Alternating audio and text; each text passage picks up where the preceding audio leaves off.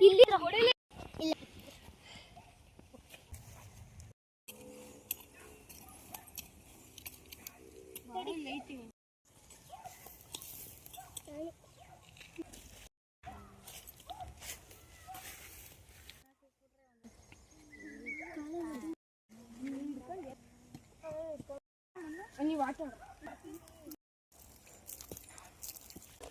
ಪರಿಸರದಲ್ಲಿನ ಜೀವ ವೈವಿಧ್ಯತೆಯನ್ನು ಕಾಪಾಡಿ ಉಸಿರು ನೀಡುವ ಹಸಿರ ಬೆಳೆಸುವುದು ನಮ್ಮೆಲ್ಲರ ಆದ್ಯ ಕರ್ತವ್ಯ.